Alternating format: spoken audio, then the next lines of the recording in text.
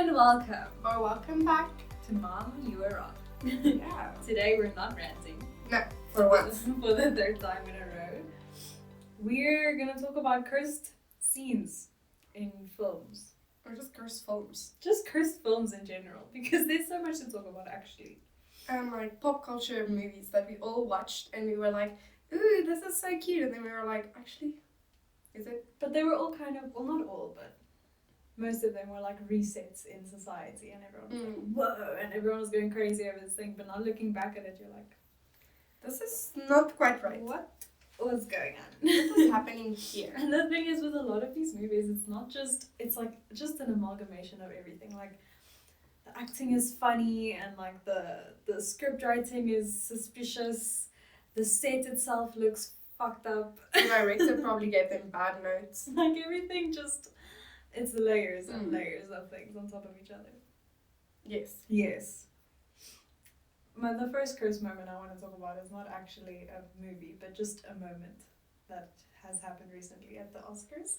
Oh, cursed. Very cursed Oscars moment. Very cursed Oscars moment. Extremely cursed. What? Guys, what? What happened? No, like actually what happened. Because, okay, what is your like take Perspective. on it?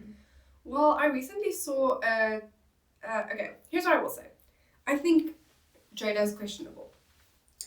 She is very questionable. I will agree with that. That doesn't mean I don't like her takes on things. And I personally had a big problem with everyone like having issues with their relationship and like their relationship dynamics. If they're fine with each other and they're happy with the way they're doing things, like Right. it has nothing to do with you It's to not say, our... oh, their relationship isn't what we thought it was, so it's not whatever. It's not as iconic anymore. No. But what I find, so I had a big issue with that, but I can't say that I always agree with Jada. And what I find really questionable is this doctor that is on TikTok made a video. He has alopecia. Okay. And so he was explaining that why he's skeptical about Jada having alopecia. And he was basically saying that she has a surgical scar on the top of her head that is straight. And alopecia scars are not straight. So to him it looks like a plastic surgery scar. Hectic. And then people were saying, what if she faked it to say that she has alopecia just because she had plastic surgery done and she was trying to cover it up? And like that to me is just so questionable. Because if she really did that, then that whole moment, like... It's just, everything is a lie. Yeah. And obviously, Will Smith will know about that. Will he? Will he? Will he? No, but will he? Well, I don't know. I feel like he would know. Why? How? Why would she tell him? Yeah. That's the thing, because she is a questionable person. Like, very. I don't know. I always thought, like, yeah, cute. Like, defend your wife, like, whatever. Because, like, loyalty to the end. Of course, if your partner is, like, offended by stuff, then it is your responsibility to stand up. I'm not saying solve things with violence, but I have a big problem with people not standing up for people that they claim to be loyal for. Like, if you're gonna be my friend and something happens to you, I'm not saying I'm gonna go fight the person, but like I'm gonna be there for you, right? Right. So like in that situation I can understand that Will was offended and emotions were heightened and whatever, but I also think like the Oscars, well, first of all, at first I thought the moment was scripted. I also thought. But then when I saw that he was swearing and it wasn't censored, that's when I was like, actually, yeah, this is weird. This is real. And then just the awkwardness afterward. Yeah, the fact that it was so awkward, but like, I don't know, the way that Chris responded was like not bad. Yeah, he handled it really well. So I was like, something's off. And like, I personally, I was standing on that stage knowing that this is not a scripted moment and Will Smith is walking towards me. I'm gonna run. Like, do you not? What do you think is gonna happen if Will Smith is walking towards you like that? I just feel... No, but like, also in the moment, like, you don't think that far. You just think, I don't know. I think that far. Are you crazy? No, dude, the last thing I would think is that someone's gonna come punch me or slap me or whatever. What the fuck, actually? I mean, I think, like, thinking of it from the perspective of, like, oh, no, I'm presenting something and I'm making a joke that the Oscars approved me to make, and here this guy's coming to slap me. First of all, do they not have better security? Yeah. He just literally hopped on stage like it was nothing. My thing is like also, like you said, this is my job. Like my job is to be a comedian, and I wrote the script and it was approved by someone, even if it wasn't like. No, it was definitely approved by someone. But the joke wasn't also like that offensive. I found it kind of empowering actually, because G.I. Jane is a fucking empowering movie. Yeah, it is. And the actress that played her, I don't remember her name, but the actress that did that movie, she wasn't supposed to cut her hair, and she did it out of her own. Like it was her thing, and then everyone was like, "Wow, this is so cool," whatever. So, like, it wasn't even something that's. Yeah, but I guess offensive. Like we can't, you know, if it's a very different thing. Like, if I cut my hair now, it's very different from me losing my hair to a sickness. Like, right. I don't have control over that. So if I, in that moment, then feel sensitive and I am offended by whatever that joke is, I get that. But, like, I just think that it's so complicated because if you're on Wall's side of the story, I'm like, there is, I don't want to say there's justification for it, but there's reasoning to, like, him getting upset because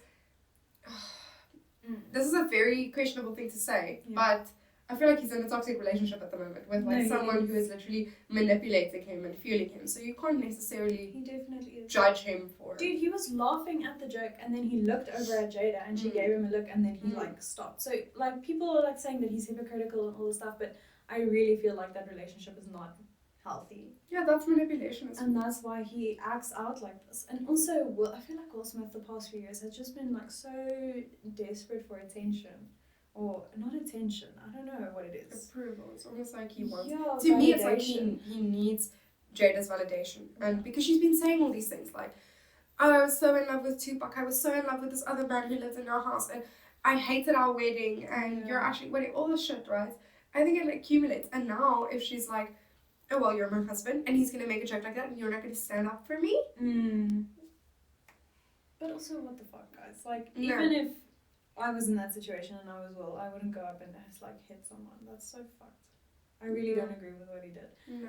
And this is the other thing I wanted to talk about. I saw someone talking about alopecia and they were like, it's not even like that bad. Like your hair can grow back and like things like that. Is that true? I don't know. I don't know much about alopecia. I know a lady who had alopecia.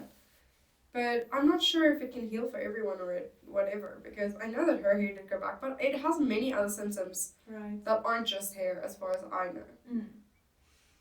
I don't know, dude. I feel like everything was just handled wrong, and like. But I will say that I absolutely put blame on the Oscars for the situation, because you cannot not have security. You cannot approve a joke like that and then not protect the person you put on the stage. And I definitely don't agree with them banning him for 10 years. I'm so sorry. Like, yes, there needs to be repercussions for his actions, but you've had way more questionable people in your audience. Right. Way more. And they receive invites, and you're absolutely fine with having them there and receiving funding from them. And now you want to ban him for this. I don't agree with that. I'm so sorry. 14 years. If you ban him for a year, shut. Yeah, that's fine. I also feel like 10 years is a bit excessive. Someone made a TikTok of like they're like banning Will Smith, whatever, and then someoe's walking in the background and it says literal rapists attending the Oscars. Like, yes. Where do your morals lie, babe? And also, like, it's not like Chris and Will don't know each other. Like, they know each other, and if they sorted things out, like, I feel like there is, if the Oscars didn't step up to stop it from happening, then, and now Chris is saying, okay, it's fine, we sorted it out, then how can they now want to be like, okay guys, repercussions. Like, no, maybe repercussions for you.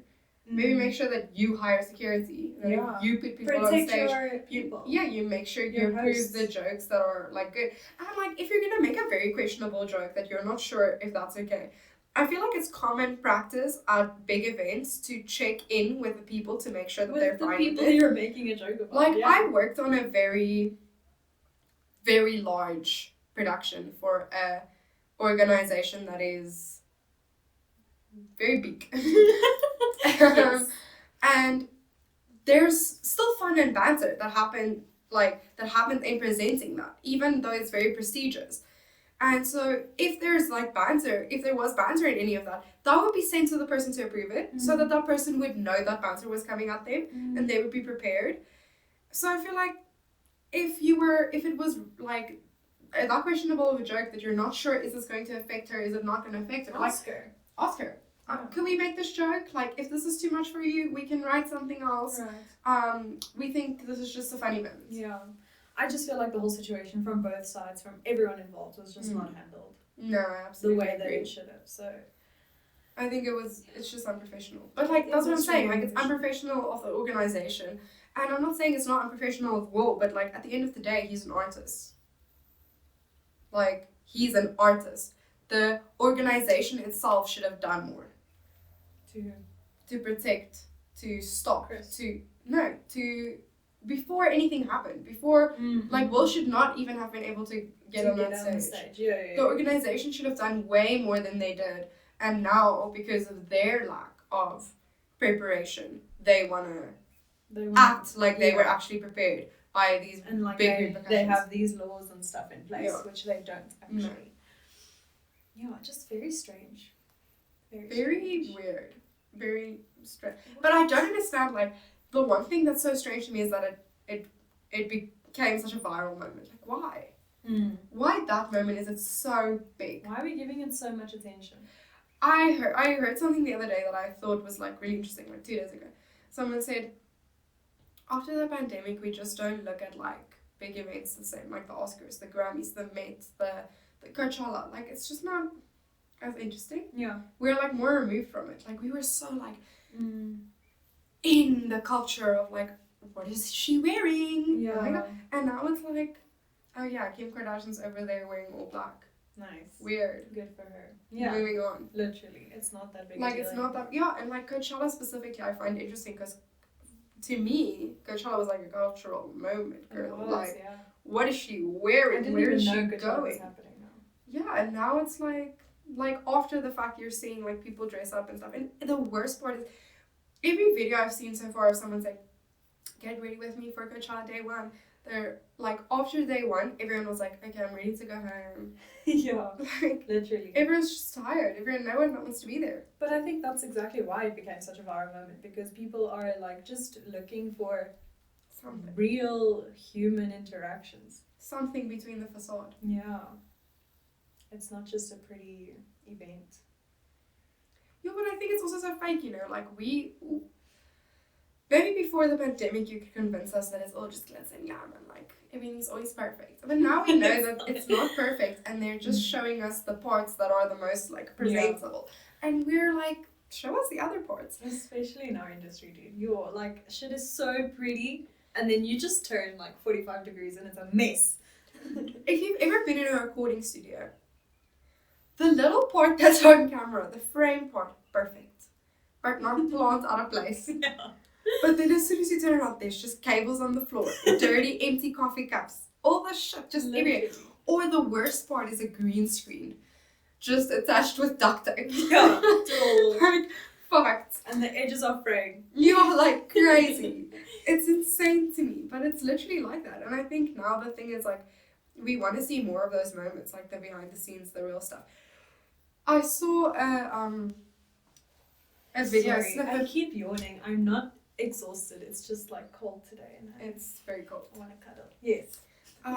A snippet of the Oscars, like behind the scenes, where it feels dystopian. It kind of feels like the Hunger Games a little bit. It's the camera angle's like way up here. You see the whole crowd, the stage, and then it's like, and we're back from commercial in 5, 4, 3. Clap, everybody, clap, and welcome. Yeah. Like, it literally feels dystopian. It's like so all these people are sitting here waiting. Okay. They're holding up the board that says applause. Like, to me, it feels, I don't know, it's like, it's like the same thing. I always think about this, like, celebrities, right? Or like, it happens a lot with performers, like singers and stuff, right? Like, they're these big, unattainable figures. But like, if you watch like Lady Gaga's documentary, she's getting out, like, what the fans are seeing are these grand entryways, this massive stage production. She's getting out into an alleyway with rats, running, bent over so nobody sees her, into a fucked up corridor that's cold and black to get to a backstage corner that has a torn couch that's just covered by a blanket where she's putting on her makeup and running out on this big glamorous stage to look amazing. Like, that's the thing, dude. The artist just sees the shit. It's just, yeah, and everything is fake behind the scenes. Like, it's just a facade. And this is what I was talking about with, I don't remember who, but I was saying, like, yo, we're gonna upgrade our, like, background thing. We're busy painting, like, cute little paintings, whatever, putting things up. And then I was saying, like, yo, and I want to look for, like, some flowers to put in this vase. But I think we must get fake flowers because we're not going to be looking after flowers. Also, this room is always dark anyway. Always dark. Anyways. Look here. What? Oh no. This is real. I did open the window. No, it happened. This week because shame. Anyways, so yeah. Then this person was like, oh, but you can't get fake flowers. They're going to look so fake, like, on camera. And I'm like, babe, on camera, you don't see shit. You don't see shit. I'm like, have you ever walked into any kind of, like, set for anything, dude? Everything's fucking fake. That same set that I was talking about earlier, that big, prestigious set, dude, it had literally dead plants. Dead plants that were just still green in the back. That we just put. We were like, yeah, it looks nice. We're shooting. And then, literally the day after we shot, they were like, dead, completely dried up and dead. We were like, okay, throw them away. Like, it's all just about, okay, it appears good. It looks good. And the camera, dude, can hide so much. Like, it really does. So but it's weird, like, the camera hides so much, but it tells you everything. Like, people can't hide anything from the camera. But, like, things, static things. You can hide things. Even your clothing, dude. You can have the ugliest, like, cheaply made clothing, but it will look good. Yeah, you can make it look so good on a camera. But then just lie a little bit with your eyes. You can see it immediately. Yeah, literally. So with that, I think we should move on to cursed scenes that have just haunted my nights. Your consciousness. My conscious mind. I think the first one I need to talk about is Twilight. Twilight! Just Twilight. But actually, like, the whole... Is it a trilogy? How many are there? Saga. It's a saga. It's a saga. The whole saga is just fucked. First of all, why is everything blue? Yeah, it's the vibe. It's raining and forks. Who was the editor there that was like, you know what? Color grade everything blue. But I don't think it was the editor. I think it was probably like the director. He was like, you know what we want?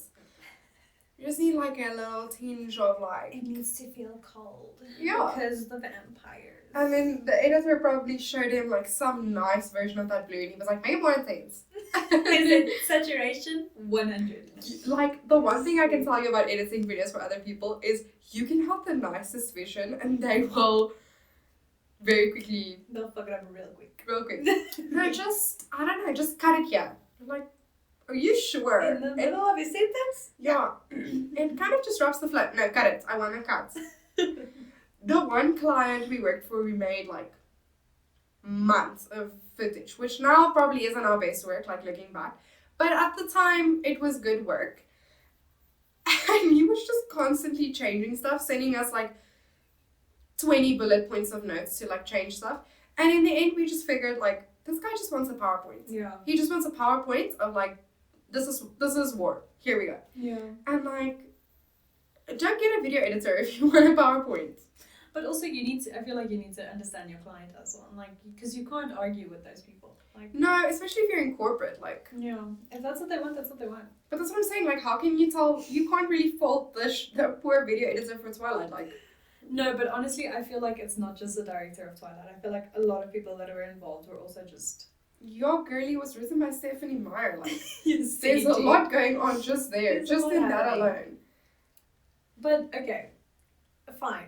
First movie was okay. It's fine. Everything's good. But did you ever watch the first movie and then realize, like, when you're done watching it, it feels like everybody's staring at you? Because so many cuts in that movie are just, like, side-eye, like, slow, like... Can I tell you, I have not rewatched it in my adult life because I'm scared. You have to, or are you insane? I have to. I think I'm going to watch it later because I'm just scared of how bad it's going to be. I love it. Like, I hate it, but I love it. Just from the scene. Okay, so the scene that I specifically want to talk about is when Bella's pregnant. A moment, guys. I just don't understand. Okay, first of all, the scene starts, right? She's talking about what they're gonna name the baby. Because if it's a boy, he's gonna be what? What was the boy name? Edward Jacob. Literally. I forgot about that. That's what she said. And then if it's a girl, Bernesme, for Renee and Esme. And then yeah, Edward looks at her and goes, "That's good." Yeah, that's beautiful. But like Edward is such a questionable character. He is. But did you hear what he said about playing the character? He was like, He hated it. Yeah, he was like, I read the script, I hated the guy, so I just played him as a guy who hated himself. And I'm like, that makes sense to me. Like, as an actor, Yeah. respectable. Yes, exactly. Like, I get that. That's what you do as an actor. Otherwise, you're literally going to go insane. And I remember Brede, one of our lecturers, lovely man, love him to death. But I remember him like making some sort of snide remark in our first year about like Bella, like Kristen, and how like she's a good actor, but like not Edward, like not that man. And now I'm like, No. I actually think he's a good actor. I just think he hated the character. Yeah, he absolutely hated the character. He hated the script. He hated being there. He was like, "Fuck this." Yeah. He refuses to talk about Twilight now. I love this story. There's like a crowd story about like how everyone was like yelling at him, Edward, Edward, to get signatures, and he wasn't like taking pictures or getting signatures with anyone. But then someone referred to him as George from Harry Potter, and he came and signed their shit. Oh, not George. I mean, What is his name in Harry Potter? the Twinny Twins. What's his name? As Cedric. Cedric Diggory. Okay, but Yeah. now, okay. My thing is, the beginning of that scene, Bella still looks like Bella. She's fine. Then her back breaks. the back breaking. That's an iconic moment. In the most dramatic way possible. And I just know that they did a voiceover of them like cracking nuts or something. Like It was a Foley artist for sure. They hired a Foley artist. That guy was there breaking broomsticks. but and like the most dramatic crack ever. Like Yeah. a bone does not sound like that. And her eyes. And then straight after that, now she's dead. Now she's doesn't have like meat in her cheeks. And she's just dead, dude. Like She's just dead. what happened? Did you know that they made a doll of her to look like that? No, dude, because how would they have made her look like that and like Yeah. approved it? And then she was standing next to the doll, and it was so fucking weird. Yeah, but that doll is super scary, dude. But like, the thing is, I just think about it like from a director's point of view. Yeah. You're reading the script, you're like, and guys, what we're gonna do is gonna be amazing. You're gonna break your back. So we're gonna insert this amazing, beautiful Foley artist cracking, and it's gonna be your back. And you're gonna act for us, and then here's the amazing part, guys. They're like at a table read, like everyone's sitting there. Guys, we're gonna make a doll of dead Bella. It's gonna look insane. We're gonna get you cloned. It's gonna be a wax figure. Nice. And she's sitting there like, What the fuck? My thing is also, she's just talking about the baby's name. She's so happy, whatever. God, back breaks. Like, it's so dramatic. Also, then, now everything is in slow motion. Do you remember Yeah, this? it's slow motion. She's like, And Edward runs to her. Yeah. And as she's about to hit her like head on the ground. he's there. He's there. Oh my god. But then the also the drama. scene where now she's lying there, she's not dead. The whole family's like worried, whatever. Vampires are all stressed. And then she like opens her eyes and everything grows back. And here's her hair, beautiful and amazing. Excuse me, like, do you want What's to going on? explain this to me? No. Are you gonna break it down like No. at all? The script just said. And this. also, okay, let's talk about this realistically, as if it could be real. Do you not think she's gonna wake up with severe trauma? Severe, like worse than a car accident trauma. Trauma does not exist in the Twilight world. Girlie, your back snapped. You have a leech growing inside of you at 100 miles per hour, and you're here waking up. Everything's worth it for my baby girl. No, and then your child looks like a demon. Yes, he did. That thing needs an exorcism No, immediately. that baby was fucked up scary. And she's like, I do it all for you, Edward. Make me a vampire. Was she a vampire yet at the time when she had Didn't the baby turn her into a vampire? I don't know what happened. No, Edward bit her. Because she was going to get killed by the Volturi. Oh my god. Yeah, she was gonna get killed by the Volturi, but did he? He's the one that made her a vampire. Because she was dying and then he like... Oh, true. Wow. And then no, that's just... But even in the first movie where she's in the ballet studio and the other vampire scene, now he's biting her and Carlisle is there. Stop it, Edward, you're gonna kill her. You're gonna kill her, Alice. No, he won't. I saw it in her vision. What happens? And Bella's like, bite me. I'm I gonna turn into a vampire now? I just wanna have sex with you. And he's like, I'm virtuous. Girl, you're 190. You're not virtuous. It's fine. He's like, I'm gonna break you if we must. And then he breaks the babe. No.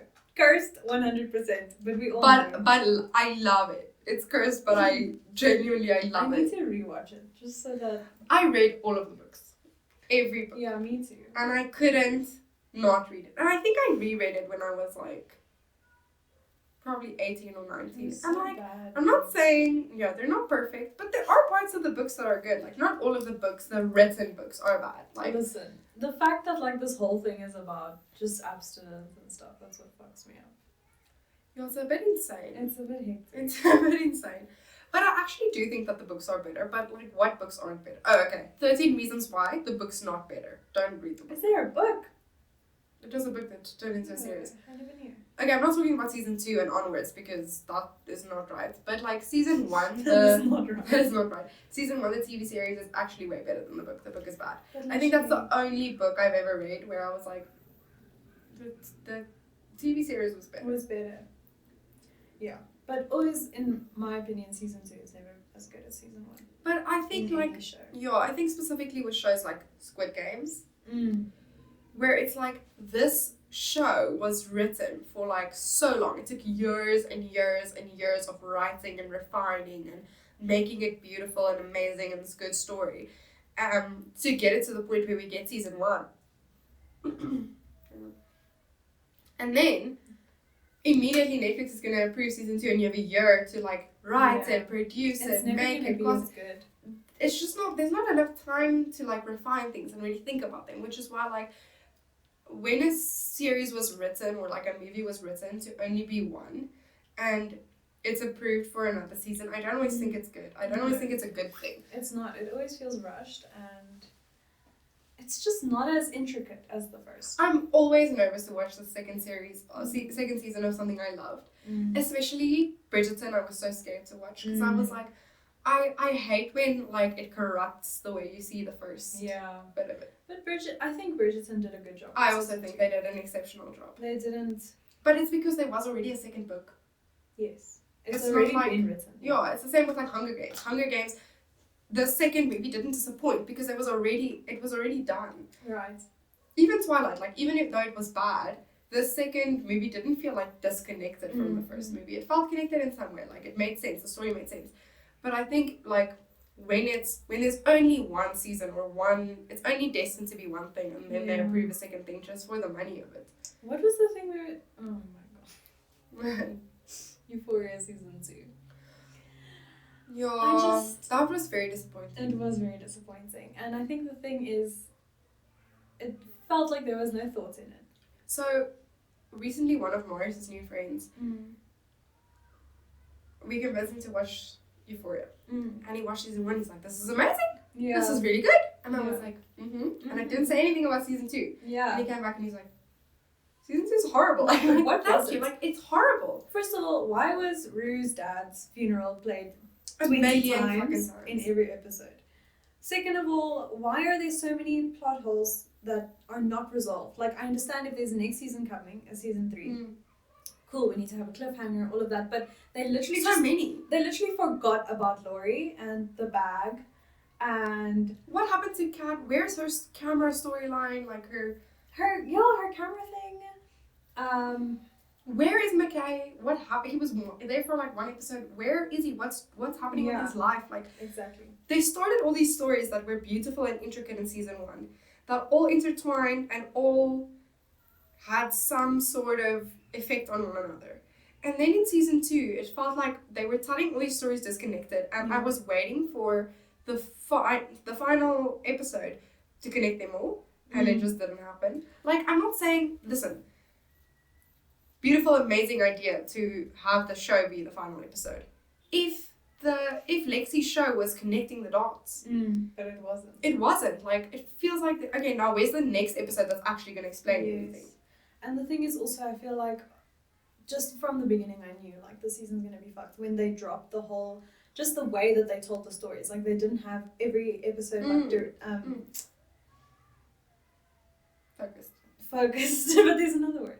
Dedicated to a character, and from there explaining the stories. Like, they could have kept on doing that, and it didn't work. It's not like we would have gotten bored with it, because it's like, it's exactly that. It keeps you enthralled that it's told that way, because that's their main storytelling technique. So now why drop it all of a sudden? Yeah, and it became like, listen, I get doing stuff for the art of it. Like, now they're like, okay, we shot everything on film. The film rolls had to be specifically made for Euphoria. It had to be the exact number so that we could shoot it perfectly. Like, I understand. And like, the carnival from season 1. Do you know how they shot that?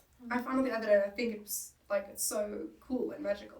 They shot it, and like, to make sure, because obviously the carnival scenes are like crazy, all over the show. To make sure it makes sense, they would shoot something, run over the footage to the building. The editors would edit it in real time, call the director, say, we need a shot of this, we need a shot of this, we need a shot of this. They would shoot that, bring it back. And like, I feel like that's how they should have edited the final episode of Lexi's play, and that would have made it even feel more connected, because it felt very disconnected. And they did it so perfectly with the carnival. And I think that's the thing. It was almost like they got too confident in like, we do these abstract things and we love them. You did these abstract things that were threaded together perfectly. Now it doesn't make sense. It's just disjointed. It was disjointed, and the thing is that they started off. My thing is with also telling each character's story, like, in every episode. They started the episode 1 like that. Yeah. With Fez's grandmother. And then they just got lost. Yeah, somewhere. So you're like, what is happening? Because it started with like, okay, this is the Euphoria I know. And then they just really lost the plot. But also, what do I want to say now? Oh, it feels season 2 feels very cinema nouveau. Like a movie that Broderick would show us. It feels like it's just being abstract for the sake of being abstract. Yeah, but it's almost like Roma. Like, it's like, it's beautiful if it wasn't already a story that was told. Like, if season 2 was the whole Euphoria, and we didn't have season 1, and we didn't understand the characters, and there wasn't a story to complete, then, okay, yes, maybe I could understand it. Because then I could just value it for the film, for the fact that they have beautiful scenes with Rue rocking back and forth in a church, like, whatever. But now it's like, baby, something is missing, something's not right. And like, where Rue and Ali's storyline isn't working. Dude, my thing with Rue and Ali also is, Ali is overstepping boundaries. Very much. He's the NA sponsor, like NA, anonymous for a reason. He's not supposed to come to your house and make dinner and like stuff like that. That's not realistic. But her family's involved, but even if her family's involved, the way that he's doing it is weird. I'm like, no. There's just a lot of questionable things that happen that I'm like, what is this? And like, honestly, can I just be honest? From season 1, like, okay, season 1 was amazing. Love season 1. Yeah. But realistically, I think it probably would have been better if it was college girls instead of high school girls. Because it's not high school girls. Like, that's not how you act in high school. Even the boys, like, that's not how it goes, babe. Even if that is how you act in high school, you don't need to show that to me. Like, no, but even if that is how you act in high school, it's not as complex and intricate. I feel like in high school, emotions are incredibly heightened for very short periods of time and then it's over. Like, Nate Jacobs going to beat up a guy and actually committing like real felonies, and like this guy is now confessing to crimes and Jules. There's a lot going on. Yeah, they should have made it. And also Nate's dad's storyline in season 2. I'm like, no, I feel maybe what? No, the ending of like him now he's in this. Okay, he's reached catharsis. He's had his thing with his, and now he's just in some weird garage with like all these random people he's hooked up with, and his son shows up. Like, that didn't actually bother me as No, much it bothered as them showing Rue's dad's funeral 500 times. okay, yeah. No, that's That annoying, was but my like, number one thing. I Like, feel- what? And Elliot's 5-minute song at the end. and also, if you were Jules, would you have gotten in that car with Nate Jacobs no matter what? No, what? He's not gonna give me a CD in a car somewhere. Are you insane? You can come into my house and talk to me. No, Not with if. my parents. Are you crazy? You will kill me. No. It just, yeah, it was very disjointed. And also, like, you're gonna be a teenager. You're gonna show up to Maddie's house and put a gun to her head with her parents in the house, and No. nothing's gonna happen. No, babe.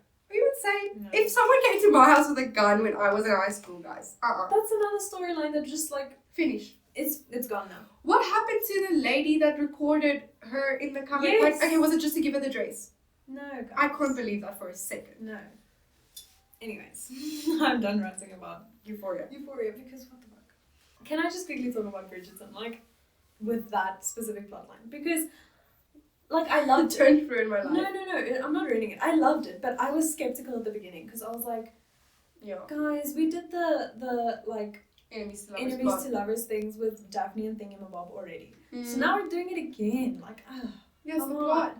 But they did it well, like, I guess. Dude, why are people saying? Have you seen people saying that there was no chemistry between Daphne and Simon, and that Like, Kate very and Anthony crazy. are so much better? I'm like, Okay, I will say Kate and Anthony's chemistry is insane, but like, I don't think there was no chemistry between Guys. Daphne and. I still think Daphne and Simon's chemistry was better than Anthony and Kate's. I wouldn't say anyone was better. Like, I think it was very different. But like, I think Daphne and Anthony had amazing chemistry.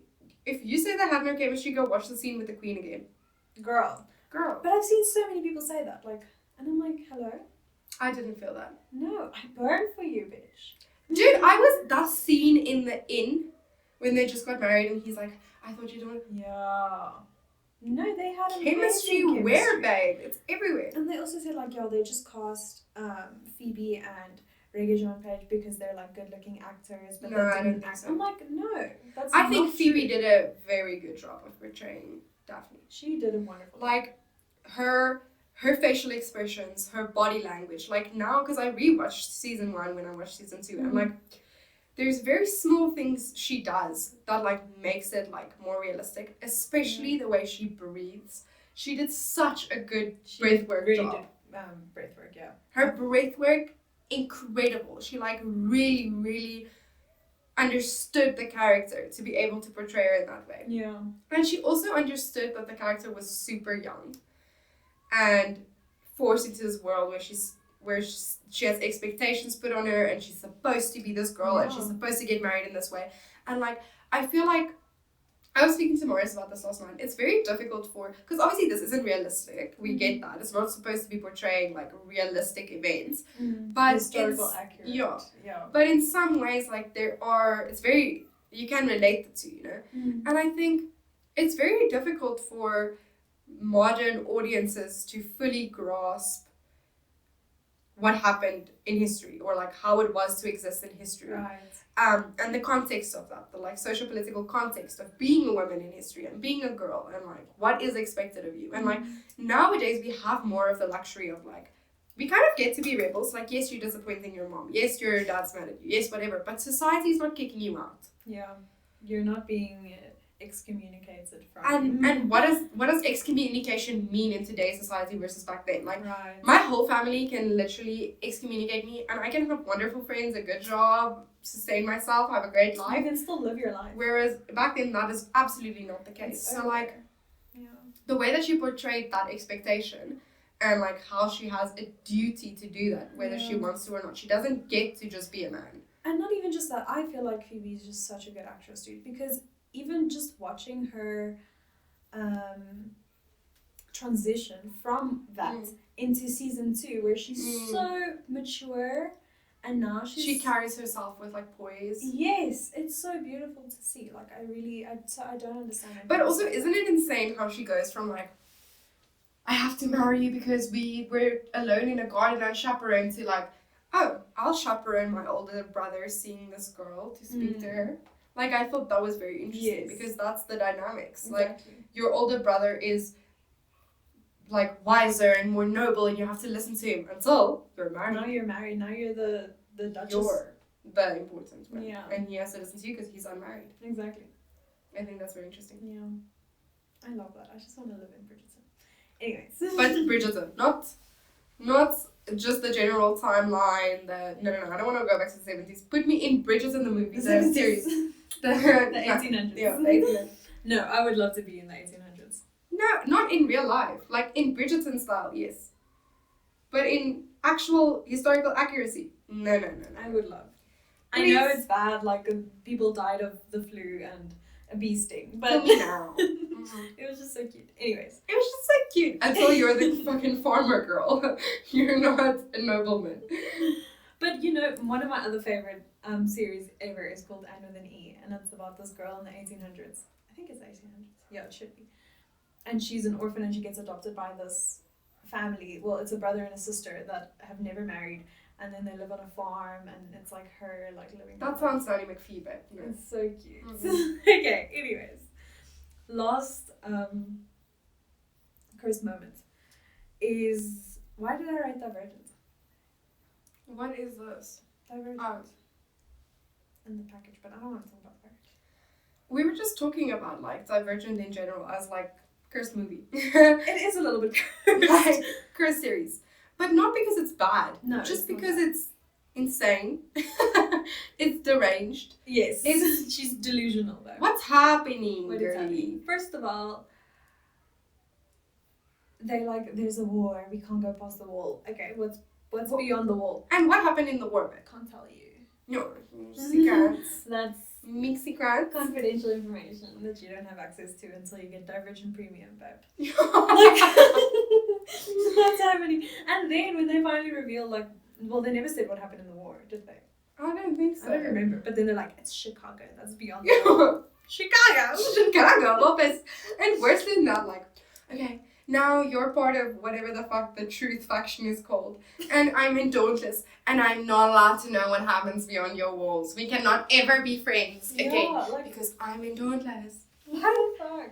It's like they're trying to do, it's like classes. No, absolutely. But not like that, babe. I mean, I get it. Like, I get the movie. I get it. I don't think it's like... I think the story's a bit deranged. Like, I understand it's portraying real shit. And it's like, that's very interesting to see it portrayed in that way. I don't think you shouldn't watch it or whatever. But I do think it's a bit crazy. And also, like, it's not that I think any actor specifically did a bad job with their character. I just think, why were you that character, babe? What do you mean? The characters were written insane. Now it's 4, and he's got these Oh tattoos, and he's this big bad boy, and he's like, got his secret. Yeah, he's like, don't talk to me. I can't explain why It's I'm just the way. different. It's just the way I am. And she's like, but I'm also different. You don't get it. I'm not like other girls. Yeah. I come from the Slobotron faction. I'm quirky. The final night, they're having dinner with their parents. They already know what their results are. And now their parents are there. You're not allowed to tell us what you're going to choose tomorrow. Next day, Yeah, 'cause shocked. Shocked. How could you be... Are you insane, babe? Of course she's gonna leave, dude. Like, no, but would you not be sitting there as a parent being like, what results did you get? Just tell me. Are you going to pick something else so I can be prepared? Yeah. But they're most in the Flopatron faction. The Flopatron. And they're not allowed to like be fucked up. Like they must only be humble and nice. And not look in the mirror. And yeah, there's no vanity. But also the girl that like tastes her. You need to get out of here. Take this and go. I'll tell them you got sick. Right? Like I feel like the better way to handle that would have been to be like, okay, this girl got fucked up results. I'm just gonna tell her she's dauntless. You're dauntless. Yeah, exactly. Why do you have to make it such a big deal? I feel like this, like even if it was a big deal, and even if in the movie like her supervisor was gonna come yell at her or I don't know, kill this girl, I feel like her as the taster, she's the only person who would have known. Right. So she could have just made up something. She could have just made up nonsense. Like, Yeah, she could have just told her, like, you're a dauntless. And she's in Dauntless, so she doesn't have to be. She's not in the truth faction. She doesn't have to No. be truthful. No, she could have just told her, you're in dauntless. Move on. Bye. Bye. Yeah. Why in that moment did she have to be fucked? Yeah. Like, or are the test results gonna show? Like, I don't think so. She says what it is. yeah, so she says it. she gets to put it in the system. So now now this girl's running away and she has to go to her parents. Now it's a big deal because she has to tell her parents, I got sick. Her parents don't believe her. The people at the testing center don't believe that she got.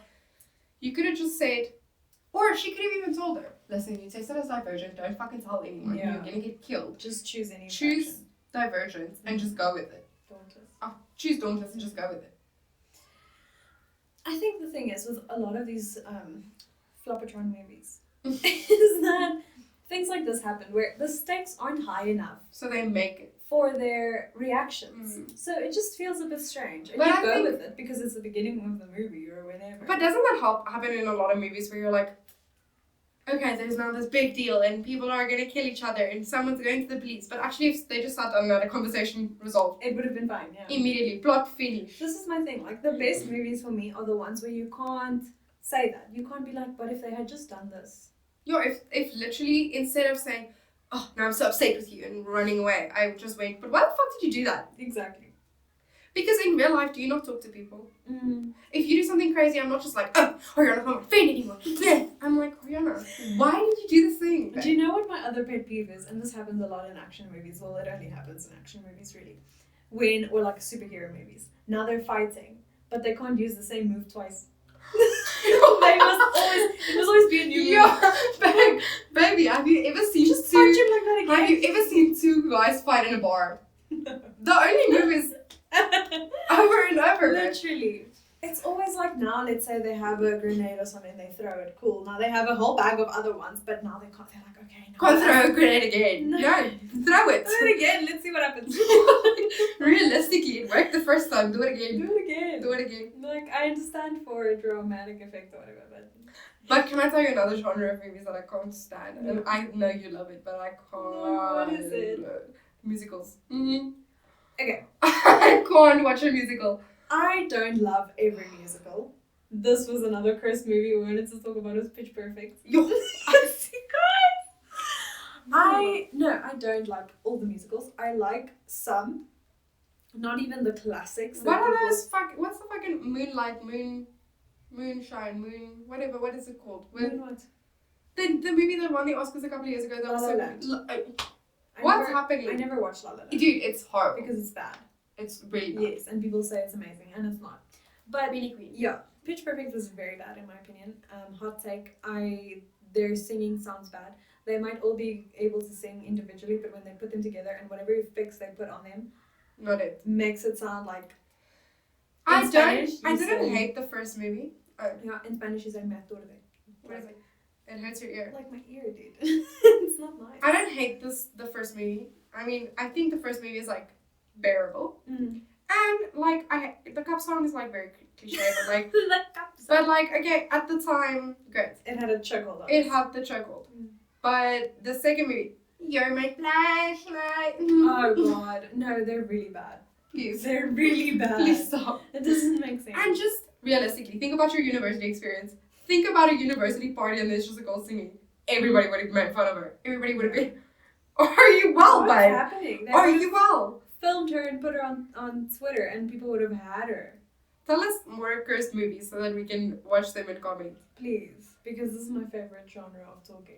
Cursed movies. Talking cuck about things on screen. Another cursed moment. Listen, love Harry Potter. Love Harry Potter. Love it. Books, way better. The child who lived has come to die.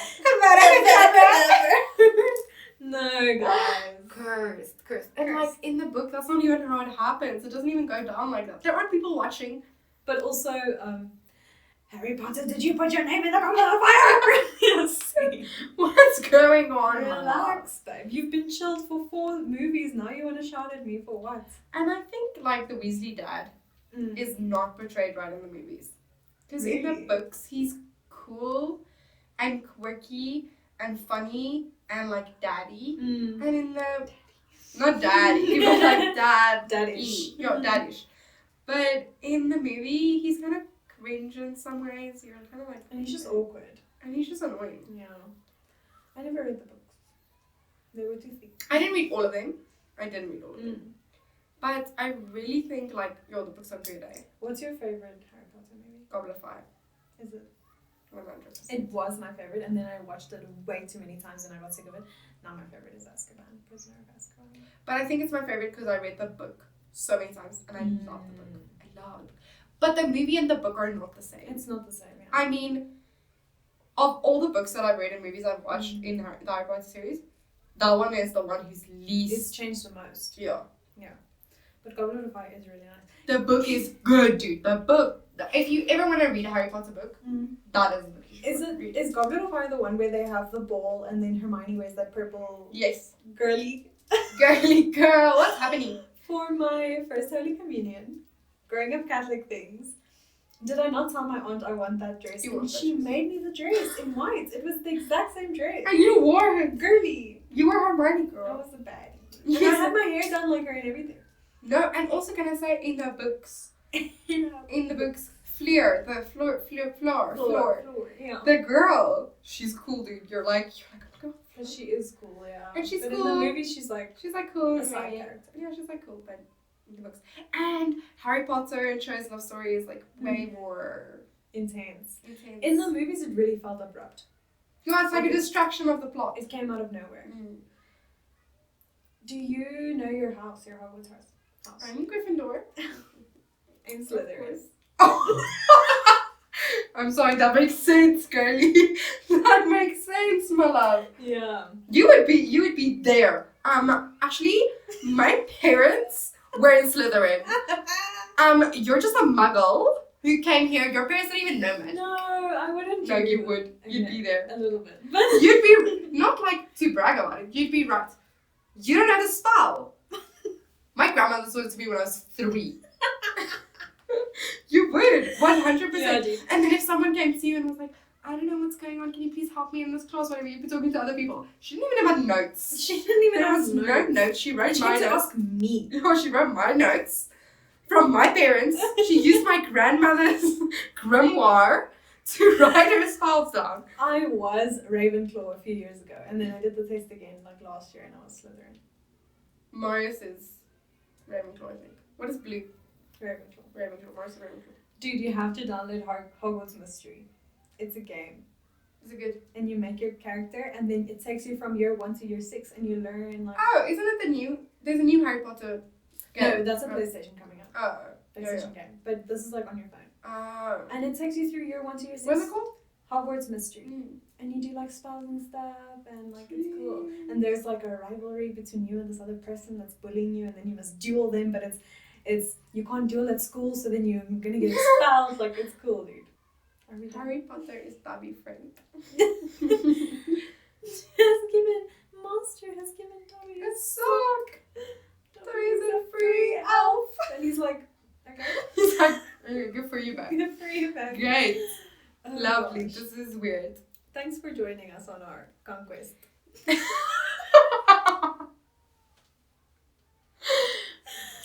Yes. We went on a tangent now. If you've watched this and gotten this far, please talk to us, guys. Please interact with us. We need more. Guys. What's happening? Yeah. If you're watching and you're not liking and commenting and doing stuff, no, and speak to us. Tell us stuff. If you have like requests for commentary on our part, or like for topics or whatever, tell us. Yeah, or even if you don't like what we're doing and you tell us we're fucked, come tell us, please. Then we at least have stuff to talk about. Yeah, tell us. I hate this topic. It's so crazy. Yeah. Or your chemistry was not there today. Yeah. Tell us what you want. Tell us. Cool. Please. What else? That's it.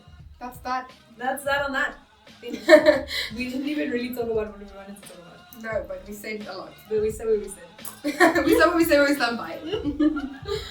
See you next week. Namaste. Namaste.